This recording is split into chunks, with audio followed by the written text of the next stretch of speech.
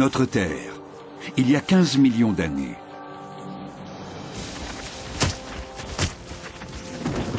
Un oiseau de terreur règne sur les vastes étendues du continent américain. Il possède une tête gigantesque, une arme redoutable. Pour la première fois de l'histoire, un oiseau est le prédateur absolu de tout un continent. Au fil des millénaires, ce chasseur migre sur des milliers de kilomètres et pénètre sur le territoire des loups et des smilodons. Qui l'emportera? Les oiseaux géants du sud ou les bêtes féroces du nord?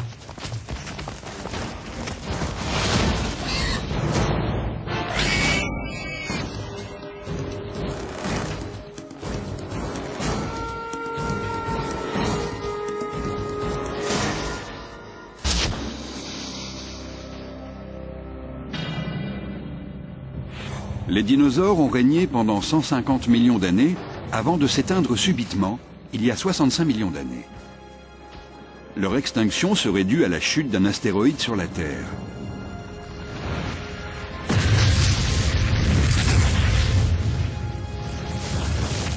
Sur la plupart des continents, les plus grands prédateurs sont les mammifères. Mais dans l'hémisphère sud, c'est différent.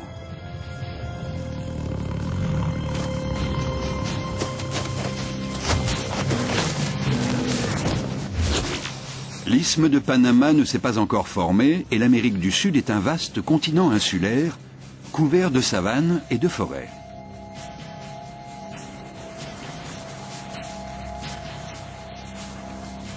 Les mammifères sont des herbivores pacifiques. Des mégathériums côtoient les étranges glyptodontes. Les grands chasseurs sont des oiseaux aussi insolites que monstrueux.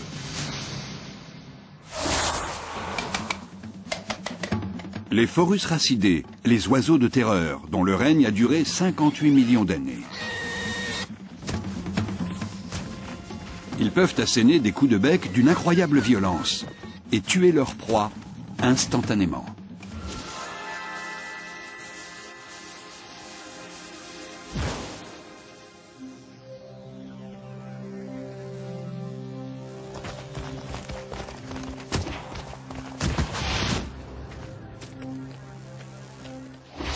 Comment des oiseaux ont-ils pu développer une telle puissance?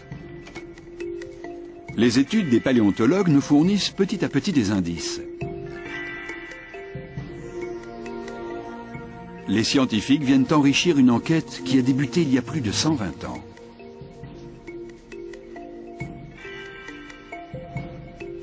En 1887, Florentino Ameghino décrit un fossile découvert en Patagonie, dans le sud de l'Argentine. Le spécimen est un morceau de maxillaire édenté provenant d'un crâne d'une soixantaine de centimètres de long. Pour Florentino Ameghino, un crâne de cette taille ne peut appartenir qu'à un mammifère. Mais bientôt, il se rend compte de son erreur.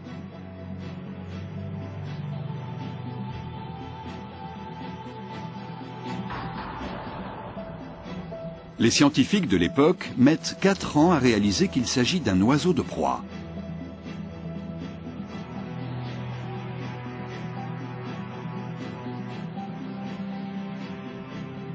Louis Chiappé étudie les oiseaux de terreur au Muséum d'histoire naturelle de Los Angeles.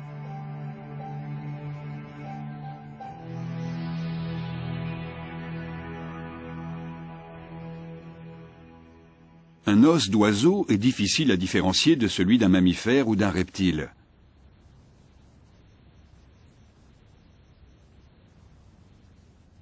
En général, les os d'oiseau sont plus creux et leurs parois sont fines.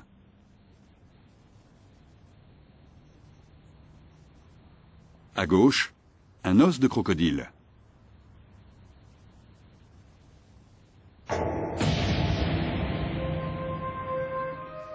Au fil des années, de nombreux fossiles d'oiseaux sont découverts. Mais à quelle famille appartiennent-ils? Ce sont des créatures énormes, certainement incapables de voler. Leur crâne est muni d'un bec crochu tourné vers le bas. Ce sont des carnivores. Lorsqu'ils trouvent enfin un crâne entier, les paléontologues comprennent qu'il ne s'agit pas d'un mammifère édenté, mais d'un oiseau. Les oiseaux de terreur et les rapaces actuels ont en commun deux caractéristiques. Un bec crochu et des pattes aux griffes acérées. Mais sur une créature de plus de 2 mètres pour 180 kilos, les proportions sont terrifiantes. Au cours du siècle suivant la découverte du premier spécimen, les scientifiques collectent des fossiles et identifient 17 espèces d'oiseaux de terreur.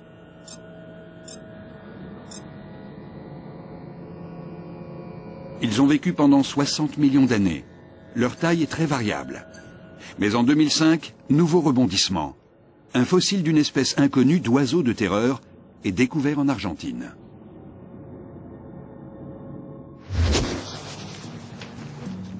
Guillermo Aguirre Zabala est lycéen et passionné de fossiles.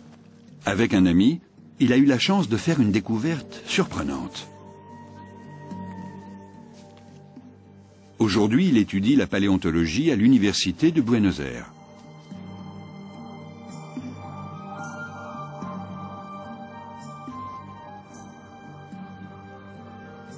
Il trouve le fossile en 1999, à proximité du village de Comallo, en Patagonie. Désormais, on sait que les oiseaux de terreur sillonnaient une région qui comprenait l'Argentine, l'Uruguay et le Brésil actuel. Les deux adolescents collectionnent les fossiles. Ils savent donc où chercher. Le spécimen en question est à moitié enfoui.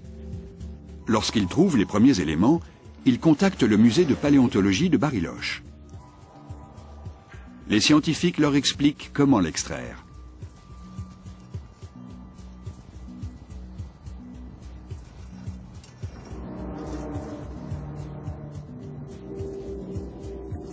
Guillermo et son ami enveloppent soigneusement leur trésor et se rendent à Bariloche.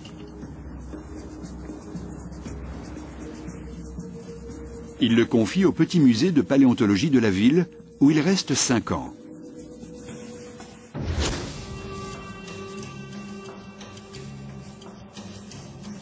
Luis Chiappé décide de classer ce nouveau spécimen dans la famille des oiseaux de terreur. Il découvre alors qu'il s'agit d'une espèce inconnue. Luis Chiappé date le fossile environ 15 millions d'années.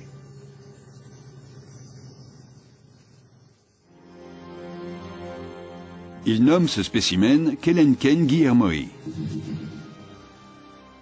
Quelenquen, d'après le nom d'un esprit de Patagonie, guillermoi pour Guillermo.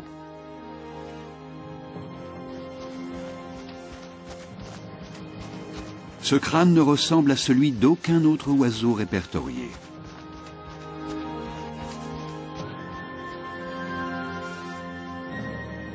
Avec ses 70 cm, il est plus long que celui d'un cheval.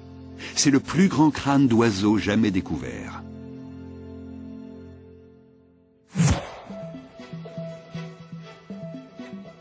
Luis Chiappé compare d'autres fossiles d'oiseaux de terreur au Quelenquen, ainsi qu'un fragment de patte retrouvé sur place.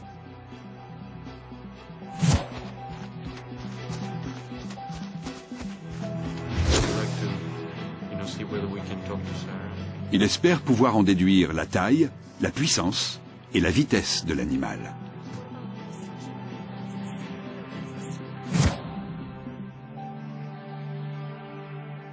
À Bariloche, la paléontologue Sara Bertelli analyse les os du Quelenquen.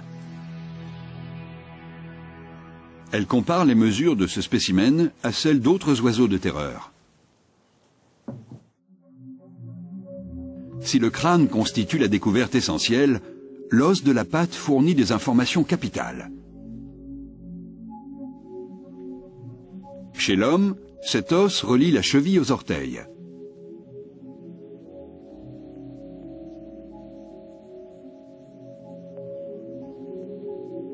Celui-ci paraît bien fin pour supporter le poids d'un tel animal.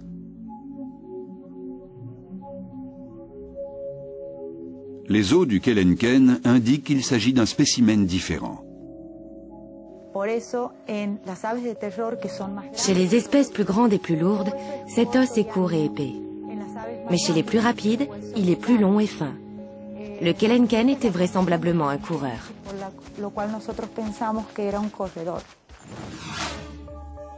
Le Kelenken figure parmi les plus grands et les plus rapides oiseaux de terreur. Il mesure 2 mètres de haut pour 180 kilos. Ses pattes sont fines et musclées, taillées pour la course. Du bec à la queue, il mesure 3 mètres.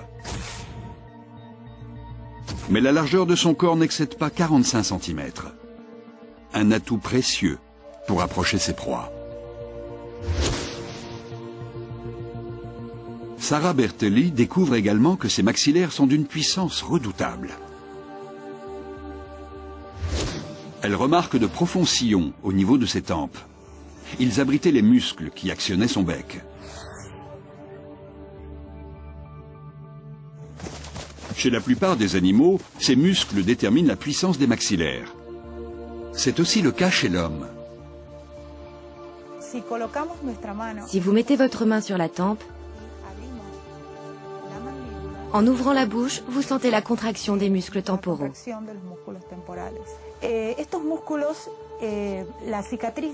Les sillons laissés par ces muscles occupent une grande partie de la voûte crânienne. Ils nous donnent une idée de la puissance des maxillaires de cet oiseau. D'autres sillons montrent le volume des muscles du cou. Le Kelenken terrasse ses proies en leur portant de violents coups de bec. Il se sert de sa tête comme d'une pioche. Il plonge la pointe de son bec dans sa proie et déchiquette les muscles et les os.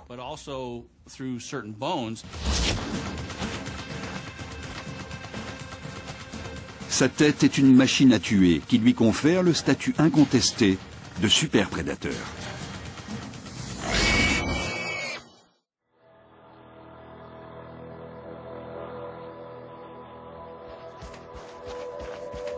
La découverte du crâne de Kelenken relance les recherches sur ces incroyables chasseurs.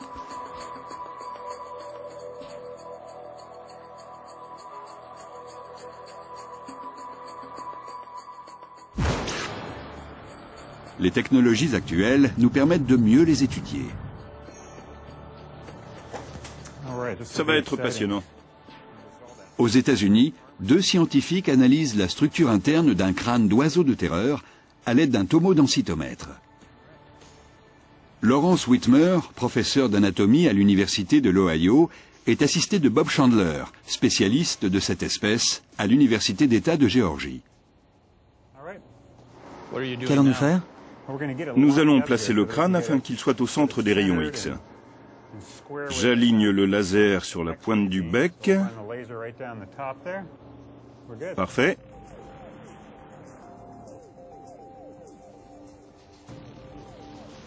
Le scanner dure moins d'1 minute, mais les images qu'il fournit donnent des indications sur la nature et le comportement de ces créatures.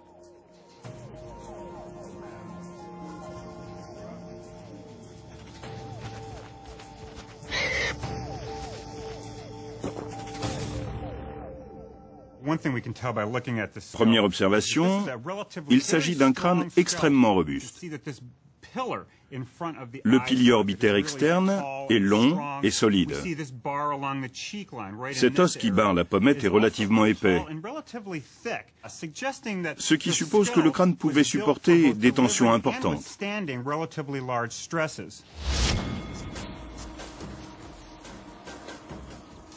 Une particularité que l'Homalodotherium, un paisible herbivore, a sans doute constatée à ses dépens. L'Homalodotherium est certainement l'une des proies du Kelenken. C'est un animal à sabots qui n'a pas de descendants modernes. Avec ses 275 kilos, l'Homalodotherium est un animal très lent. Pour tuer sa proie, le Kelenken recourt à une stratégie particulière. Il frappe sa proie à la base du crâne. Le but est de la paralyser.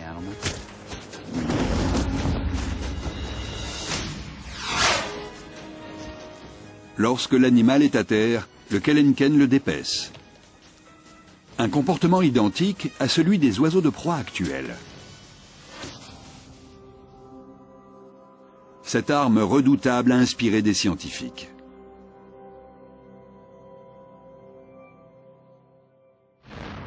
Stephen Rowe est biomécanicien. Il analyse la résistance du crâne de ces créatures. Nous sommes en présence d'un terrible prédateur. Cet oiseau devait être vraiment effrayant. Effrayant? Mais à quel point?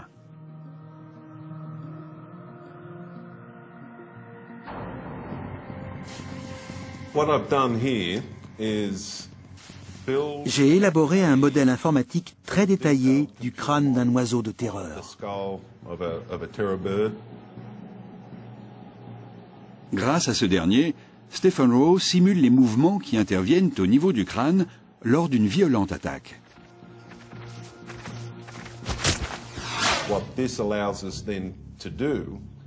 Cette simulation nous permet de reproduire différentes situations pour étudier le comportement du crâne et le niveau de performance qu'il peut atteindre.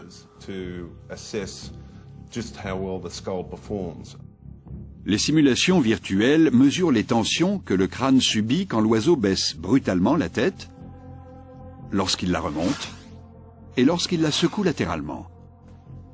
Sur l'écran, les tensions apparaissent dans différentes couleurs. Le bleu correspond à de faibles tensions. Le vert a des tensions moyennes. Et le rouge, le rose ou le blanc a de fortes tensions.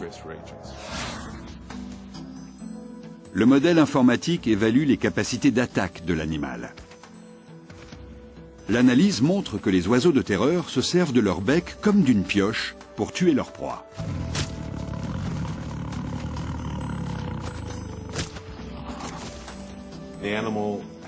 L'extrémité du bec est acérée. L'animal pioche avec sa tête et ses muscles lui permettent de projeter son crâne pour heurter la proie. Le bec n'est donc pas soumis à d'importantes tensions.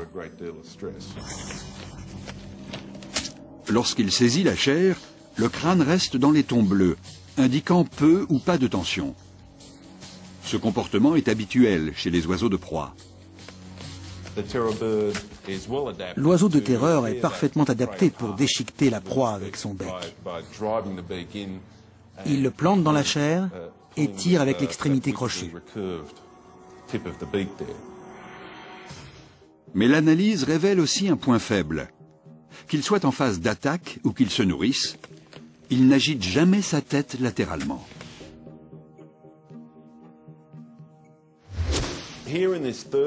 Dans cette troisième simulation, l'oiseau pioche dans la chair et bouge la tête de gauche à droite. Son crâne s'illumine comme un sapin de Noël. De toute évidence, il n'est pas conçu pour ce mouvement.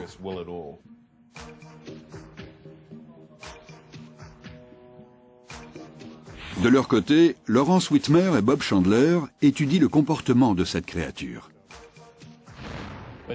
Cette partie supérieure est complètement protégée.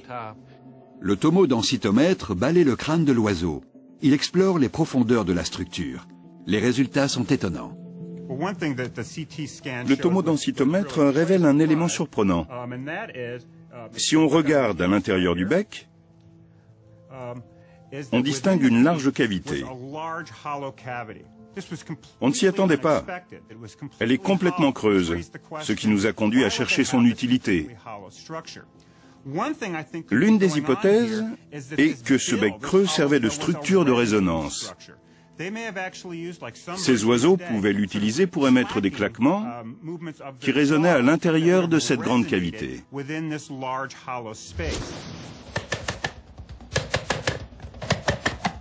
Le claquement de l'oiseau de terreur résonne à travers la savane préhistorique. Mais à quoi sert-il? Est-ce un appel à la reproduction? Un cri d'alarme? Le tomodensitomètre ne le dit pas. Mais il nous montre comment ces créatures percevaient ces sons. Faisons un gros plan sur l'appareil auditif pour mieux comprendre. Il ne reste aucun tissu mou sur le crâne, mais les espaces laissés par les organes, comme le cerveau et l'oreille interne, nous renseignent sur leur forme. Cette partie s'appelle la cochlée. Elle contient les terminaisons du nerf auditif. Ici, elle apparaît droite et étirée. Sa longueur permet d'affirmer que l'animal était capable de distinguer les sons. Le tomodensitomètre révèle la complexité du système qui confère au kelenken son agilité remarquable.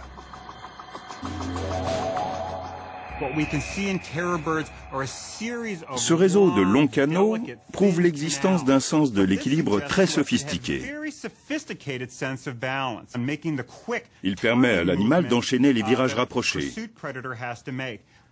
une caractéristique du mode de chasse des coureurs. Une proie qui cherche à se cacher n'a aucune chance d'échapper à l'oiseau de terreur. Ce dernier s'en empare facilement et l'engloutit d'un coup.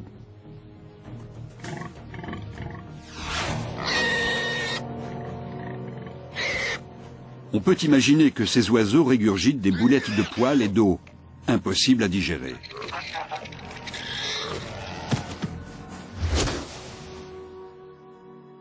Les images de synthèse du système auditif nous apprennent que le cerveau de l'oiseau de terreur est adapté à la vue.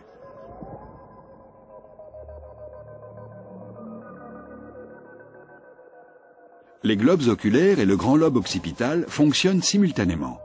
Ils reçoivent et traitent les données visuelles. C'est essentiel pour cibler une proie et déclencher une attaque.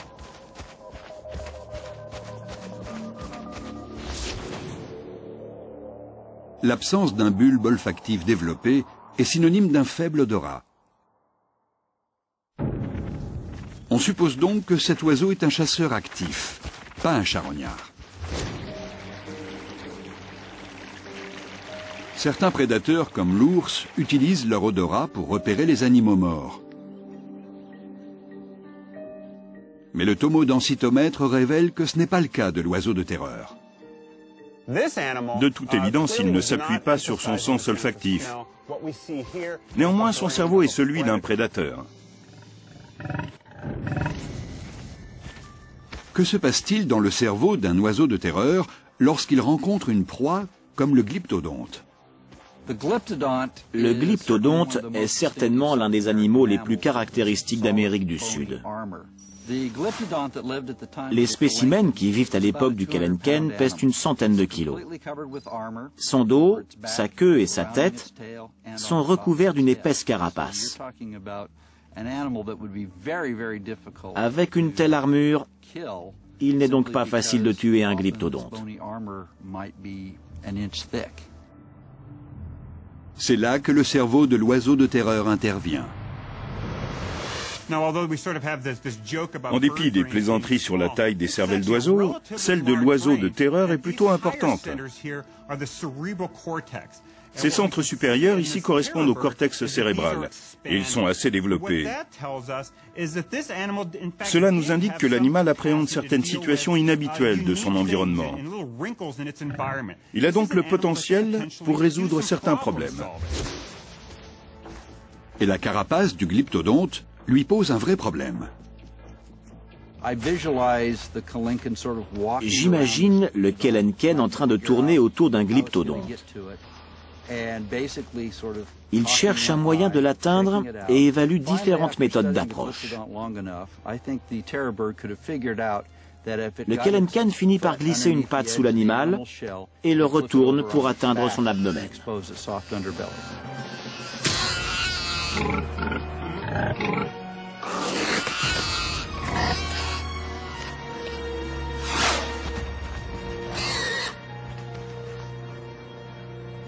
L'Amérique du Sud est un Eldorado pour les oiseaux de terreur. Ce vaste continent procure à ce prédateur les 10 à 15 kilos de viande qu'il doit avaler quotidiennement.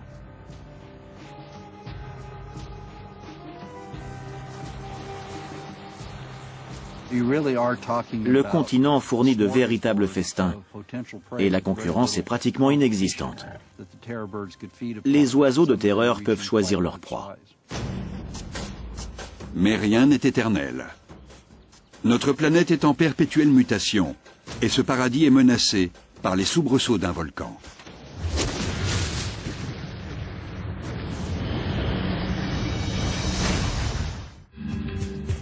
Jusqu'en 1961, les scientifiques sont convaincus que les oiseaux de terreur ne vivaient que sur le continent sud-américain. Mais la découverte d'une patte et d'un fragment d'orteil remet en cause cette thèse. Lorsque Titanis est découvert en Amérique du Nord, tout le monde pense qu'il s'agit d'un animal différent. Ce document filmé montre des scientifiques travaillant sur le lit du fleuve Santa Fe, en Floride, où ont été trouvés les fragments d'une créature baptisée Titanis walleri, l'unique oiseau de terreur connu à ce jour en Amérique du Nord. Imaginez l'enthousiasme déclenché par la découverte ici du premier spécimen appartenant à une espèce inconnue. Cette créature a été retrouvée à 11 000 km de son territoire d'origine.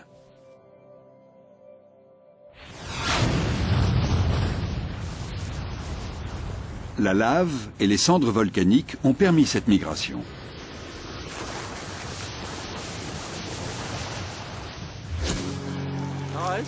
Cet affleurement est un merveilleux résidu de cendres volcaniques. Dans l'Oregon, le géologue Greg Retalak montre au paléontologue Jordi Declercq comment les volcans remodèlent le paysage. C'est une variété de roches volcaniques assez inhabituelle. Selon Greg Retalak, le dépôt qui recouvre le sol de l'Oregon provient d'une ancienne éruption dans l'anneau de feu du Pacifique. Ce chapelet de plus de 400 volcans ceinture l'océan de la Nouvelle-Zélande jusqu'au Chili. L'anneau passe par le Panama, à l'endroit où un bras de mer séparait autrefois les continents sud et nord américains.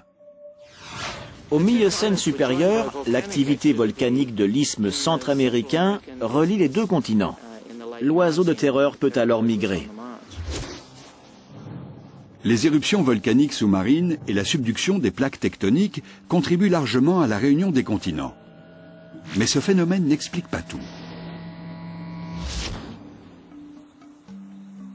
Les oiseaux de terreur n'ont probablement pas traversé les jungles des nouveaux territoires d'Amérique centrale. D'où l'importance des dépôts de cendres volcaniques.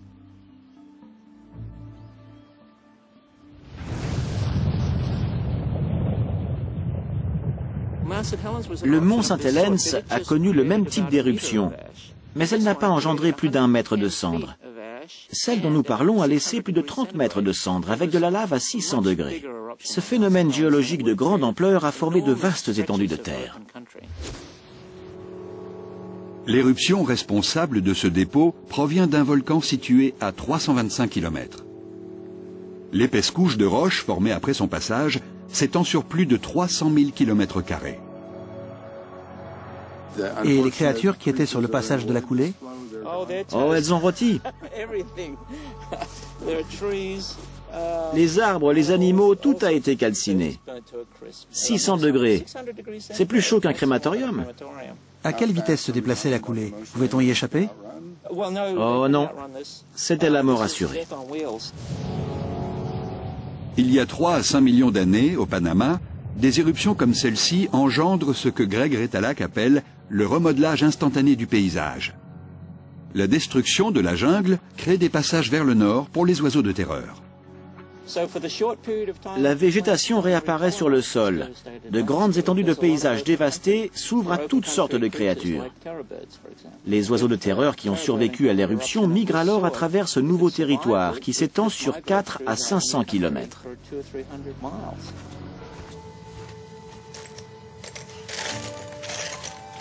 Les eaux de Titanis prouvent que les oiseaux de terreur migrent vers l'Amérique du Nord en empruntant l'isthme de Panama.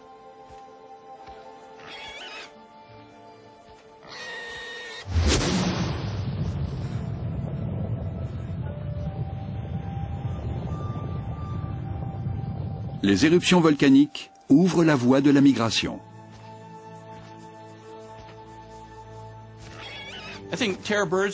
Comme beaucoup d'autres espèces, les oiseaux de terreur colonisent autant d'espace que possible. Depuis la découverte du premier spécimen nord-américain en 1961, seuls quelques rares fossiles d'oiseaux de terreur ont été retrouvés.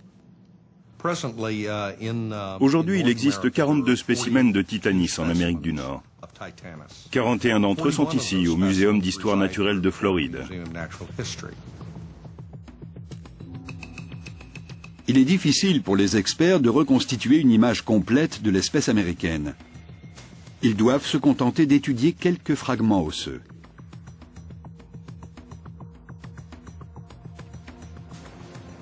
Irv Quittmeyer a calculé les proportions de Titanis en comparant les fragments osseux à ceux d'autres espèces d'oiseaux de terreur. Grâce à ces éléments, il a déduit la longueur de l'os de la patte de Titanis. Ce fragment nous révèle qu'il devait servir de base à un os long.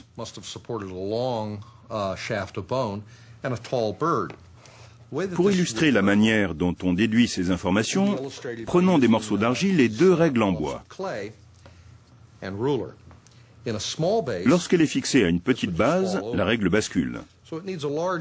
Il faut donc un support adapté pour que chaque os reste en place. Conclusion, une base large suppose un os long et donc un oiseau de grande taille, une petite base, un os court et un oiseau plus petit. Irv Quittmeyer compare 16 espèces différentes d'oiseaux de terreur.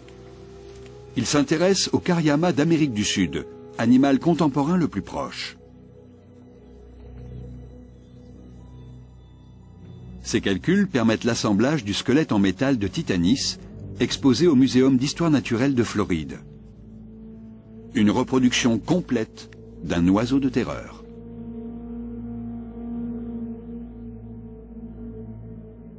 Pour les scientifiques, Titanis est proche du Kelenken. Mais la taille de Titanis est inférieure d'environ 1/5, une différence qui en fait un oiseau plus rapide et plus agile.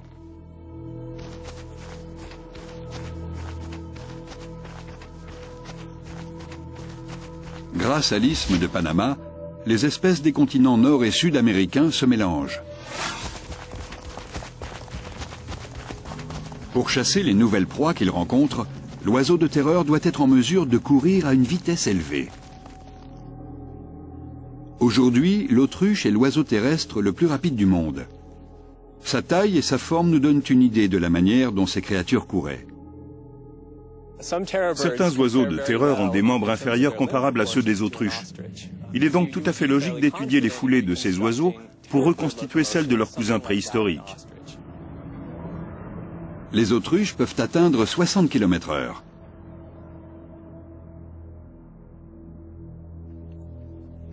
Le biologiste Kevin Middleton a invité l'athlète Henry Holloway à faire des tests sur le campus de l'Université de Californie. Leur but, expliquer pourquoi les oiseaux de terreur et les autruches courent si vite. Grâce à un équipement spécial, Henry Holloway imite leur foulée. Ce sont des échasses de course. Sur la structure en aluminium, des lames en fibre de carbone restituent l'impulsion de chaque foulée. Les échasses remplacent les longs tendons flexibles de l'oiseau.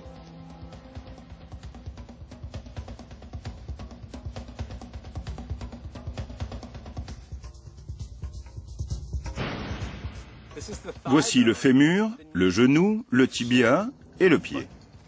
Chez un oiseau, le pied est beaucoup plus long. Henry se tient sur la pointe des pieds pour imiter la course d'un oiseau. La taille du pied est essentielle. Elle permet un effet de levier des muscles plus important et accroît ainsi la longueur des foulées. Ce qui semble être des genoux inversés à l'arrière des pattes sont en réalité les chevilles de l'animal. La longueur de ces os a une importance fondamentale. Elle permet de déterminer la puissance restituée. C'est parti! Ces prothèses high-tech permettent à Henry Holloway de courir comme un oiseau de terreur.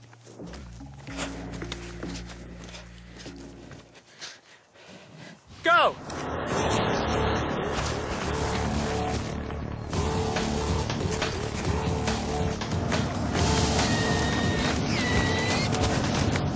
Chacune de ces foulées mesure environ 2 mètres. Grâce à ce dispositif, il parvient à atteindre 37 km/h. Avec leurs longues pattes et leur imposante musculature, les oiseaux de terreur courent à la vitesse d'une autruche.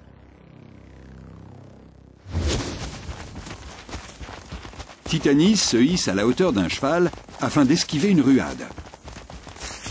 Dans cette position, il peut frapper avec une efficacité redoutable. Le coup de pioche du bec blesse l'animal derrière le cou. Lorsque la victime s'effondre, l'oiseau s'approche pour la dépecer.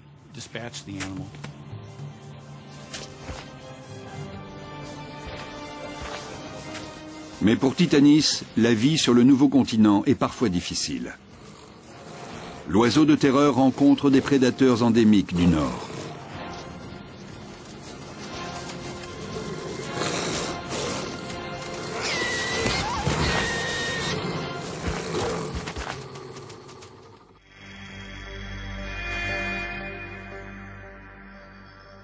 Il y a 5 millions d'années, dans le sud-est des États-Unis actuels, un nouveau prédateur dévore un cheval primitif.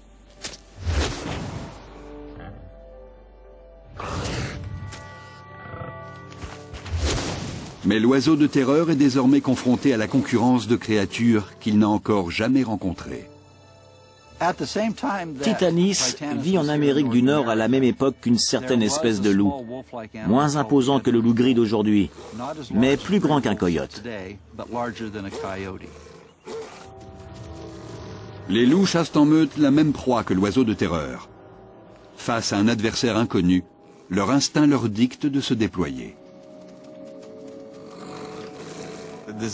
L'objet de ce combat est bien identifié. Quel prédateur détournera l'attention de l'autre? Dans quelle direction et pour combien de temps? S'il est contraint d'affronter un loup, Titanis a peu de chances de tenir le reste de la meute à distance. Les loups actuels traquent leur proie jusqu'à épuisement. Selon toute probabilité, leurs cousins préhistoriques en faisaient autant. Le moment crucial survient lorsque Titanis sent que sa vie est menacée. L'oiseau de terreur mesure alors la supériorité numérique de l'ennemi.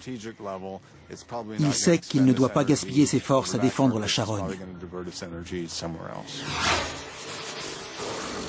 Pour Titanis, l'instant est critique. Tandis que l'étau des loups se resserre, il envisage la fuite. Mais l'affrontement est inévitable. Les loups s'approprient la carcasse.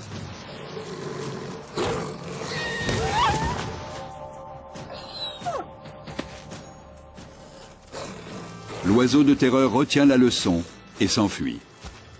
Son intelligence le pousse bientôt à modifier sa tactique de chasse. On peut imaginer que Titanis, après sa première rencontre avec une meute de loups, comprend que l'affrontement peut lui être fatal. Alors il modifie son comportement et choisit d'abandonner sa proie au loup plutôt que d'être tué. Les œufs des oiseaux de terreur sont convoités par de nombreux prédateurs. Selon les scientifiques, ils sont semblables à ceux des autruches. Les prédateurs modernes éloignent les autruches pour s'emparer de leurs œufs. Mais à l'époque préhistorique, les prédateurs attendent que Titanis s'éloigne du nid. Si les œufs de l'oiseau de terreur sont semblables à ceux des autruches, quelle est leur résistance? Cet œuf d'autruche est sous une planche de bois sur laquelle sont placés des poids de 10 kg. La charge est ainsi concentrée sur un seul point de la coquille. L'œuf supporte une pression de 80 kg avant de se casser. Mais cette résistance n'est qu'illusoire. Un œuf jeté d'une hauteur de 60 cm se brise systématiquement. Un œuf qui en percute un autre aussi. Les œufs de Titanis constituent un mets savoureux pour les loups primitifs.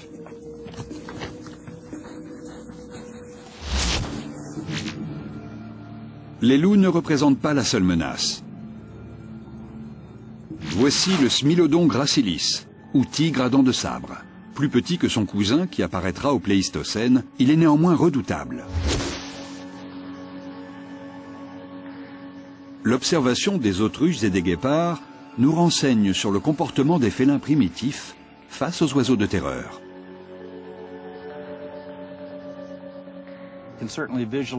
Une femelle titanis se promène avec ses petits.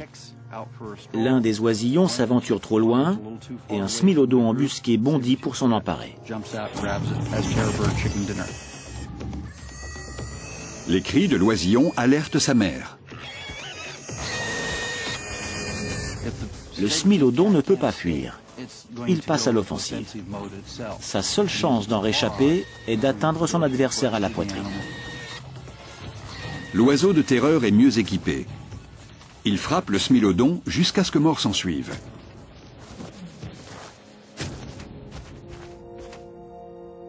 Mais il est trop tard pour sauver l'oisillon malchanceux qui gît le cou brisé.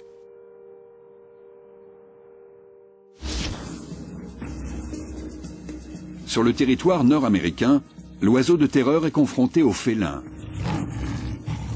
et aux loups. Il est menacé.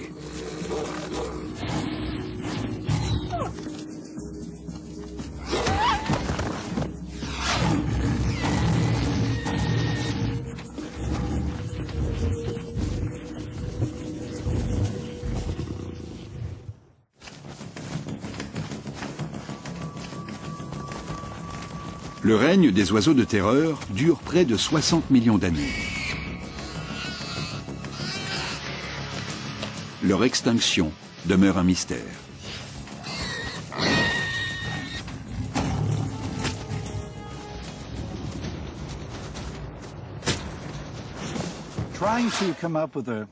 Il est difficile d'expliquer la disparition d'une espèce, quelle qu'elle soit. Le grand échange interaméricain pourrait être l'un des facteurs déterminants. La mixité des espèces due à la migration entre nord et sud a pu compliquer leur existence. La rivalité avec d'autres prédateurs joue un rôle important. En migrant vers le nord, les oiseaux de terreur sont confrontés aux loups et aux félins. Leur survie se heurte aux problèmes de la concurrence. Il y a 2 millions d'années, les oiseaux de terreur ont peut-être subi la loi des smilodons. Cette concurrence entre prédateurs peut expliquer l'extinction de l'espèce. Mais il existe d'autres facteurs. Selon moi, les oiseaux de terreur n'ont pas été évincés par les prédateurs mammifères. Ils ont été victimes d'un changement climatique à l'échelle mondiale. Il y a 2 millions d'années, la Terre connaît une série d'ères glaciaires. Les glaciers du Nord emprisonnent l'eau des océans. Le niveau de la mer baisse, asséchant les régions côtières, comme la Floride, où vit Titanis.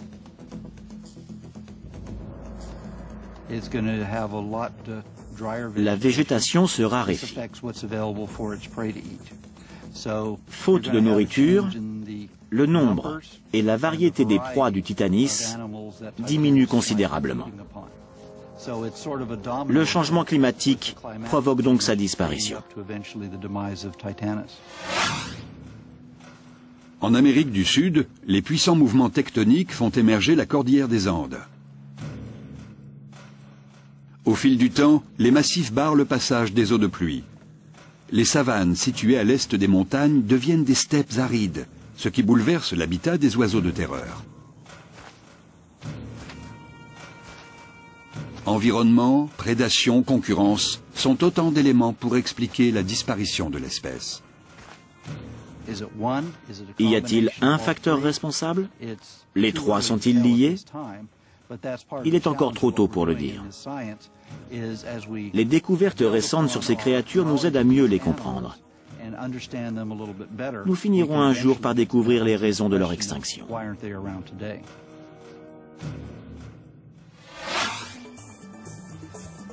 L'épilogue de l'histoire des oiseaux de terreur s'inscrit désormais sur les sites de fouilles en Floride.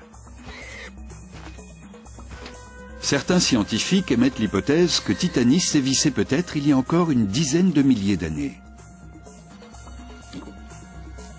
Ce qui suppose qu'il aurait été au contact de l'homme.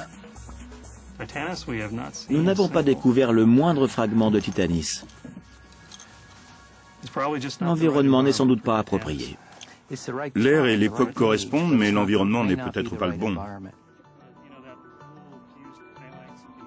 Richard Albert et Bruce McFadden dirigent des fouilles dans un entonnoir calcaire où les sédiments conservent des fossiles de l'époque du grand échange interaméricain. Il est important de découvrir la date de l'extinction de Titanis walleri.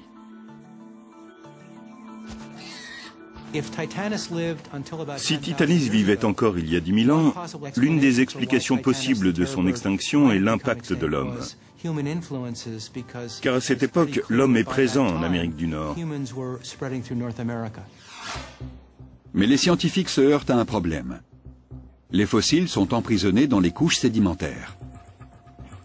La profondeur de la strate permet de déterminer l'âge du fossile. Mais les os de Titanis ont été découverts sous l'eau, après avoir été transportés par les courants du fleuve Santa Fe. D'où ces fossiles proviennent-ils? Il est difficile de répondre à cette question, car ils ont été trouvés au milieu du fleuve, et non dans des couches sédimentaires. Les plongeurs ont découvert les fragments de Titanis avec des ossements d'animaux qui vivaient il y a 10 000 ans.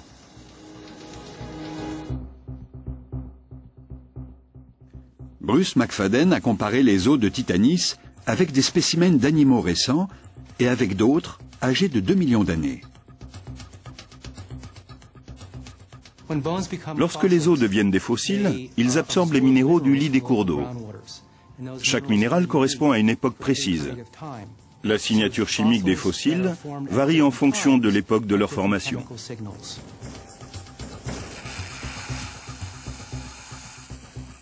Bruce McFadden prélève des échantillons d'un os fossilisé de Titanis et les analyse à la spectrométrie de masse. Il obtient un profil détaillé de ces éléments chimiques et la preuve que cette créature a vécu avant la présence des hominidés en Amérique du Nord.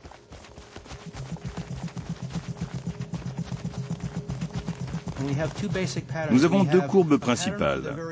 La première concerne les os les plus jeunes, qui ont environ 15 000 ans.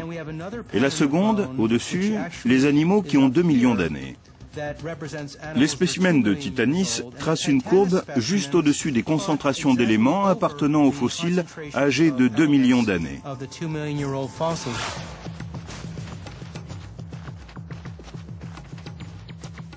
L'oiseau de terreur n'a pas livré tous ses secrets.